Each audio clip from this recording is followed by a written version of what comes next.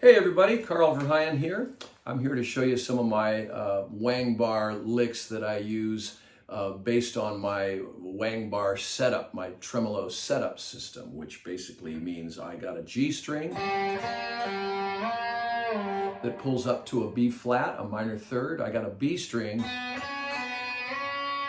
that pulls up to a C sharp, which is a whole step, and then my E string just goes a half step. And I developed this back in 1990s when I heard the Jeff Beck album, Guitar Shop. That record blew me away. I realized that it would be really nice if I had an idea what intervals would happen when I pull on the bar. And that influence got me down this almost like physics kind of a thing where I was messing with string tension and spring tension and everything.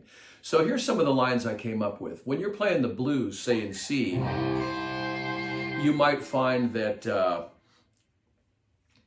you go, well, you can do that with a bar.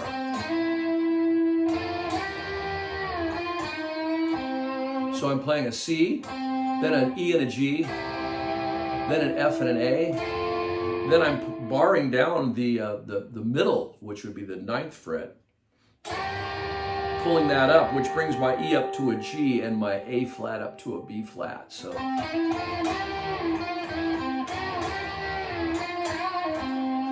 anyway, that's a nice little line you can use in the blues.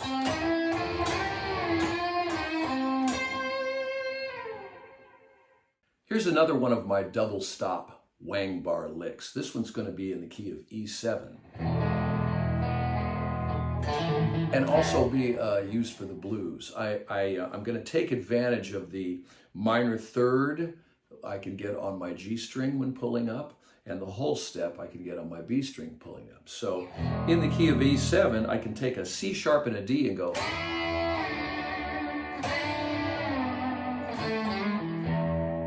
And that lick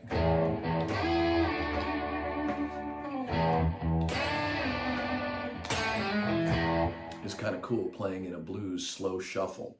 So I've got a C sharp and an F sharp, and when I pull them up, I get the E dyad, which is an E and a G sharp, right? The root and major third. When I release, I take this second finger and slide it up a half step to a D. So I get that note there, the D and the F sharp. Then I play a B and a D. By pulling up, the B goes up to a D and the D goes up to an E. So a little bit of dissonance because I have that whole step dissonance there. And then I resolve and have that.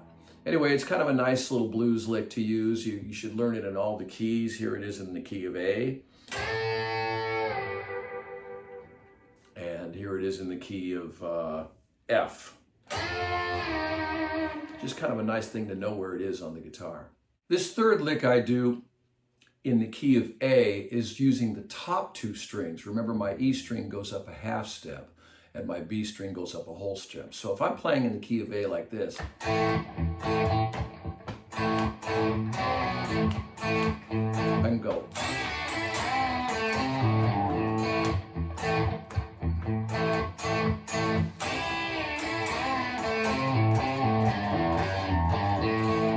And that's a real simple lick. You play a D dyad, which is D and F sharp. And when you pull up, you get this.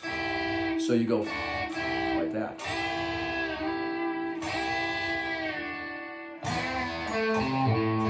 Get a little Keith Richards in there with a little bend. It's kind of fun.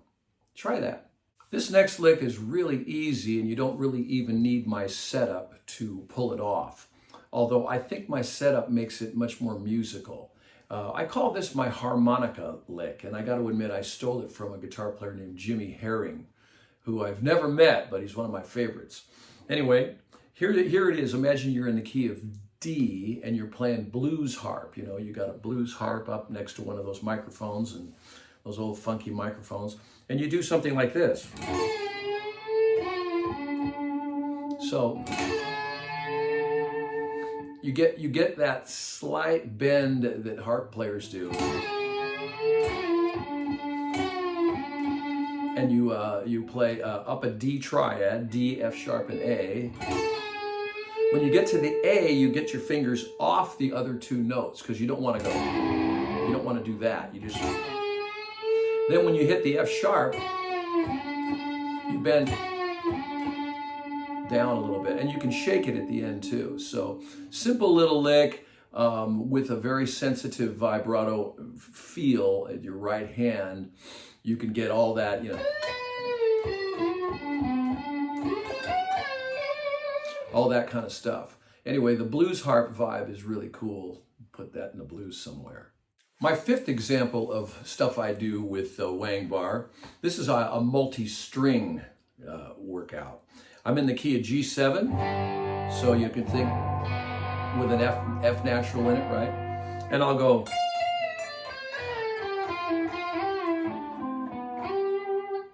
So there's many variations on that, but I'm starting with an F, then I'm playing an E and pulling it up.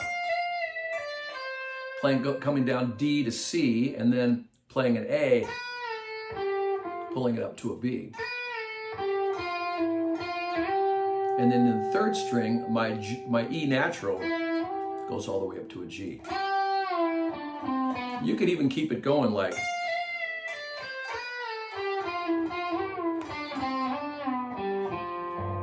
Something like that if you wanted to. You know, there's many variations. I can go the other direction.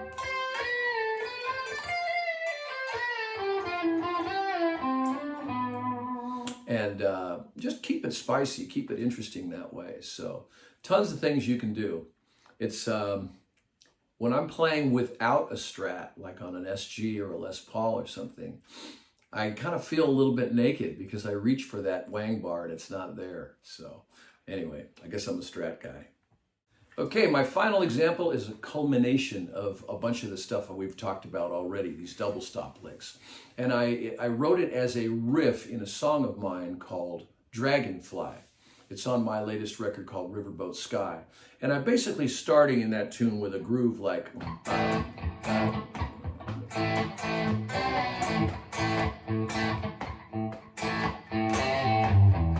almost like a ZZ Top groove.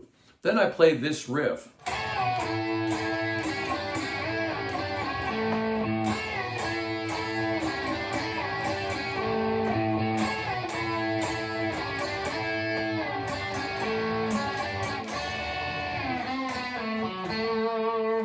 Now, you can see that I've got various bends coming down the neck, various pulls with the wang bar. The first one is, and we already talked about the fact that you can go, right, with an A chord. I can bend up the A, the F sharp goes up to an A and the B goes up to a C sharp, but instead of going, I go down to an E and an A, right? Then this lick, I learned it from Jerry Reed many years ago, right? But I'm going, and when I pull on this C sharp and G, it goes back up to the E and A. So it's pretty cool. But with a pull, almost sounds like a little bit of a slide guitar lick. And then when I do that, I play a little C sharp to D with a G on top, but then I pull this B and E and I get an F sharp and a D. And you know, we're talking a little bit marginal tuning here because it's all has to do with how how you set up the back. Oh, there's a plate on the back of this one so you can't see, but anyway, that lick, it just kind of came to me one day and I thought, let's put all this stuff together and make a little bit of a line. And then I worked it into a song. It's sort of the riff of a song. So real slowly.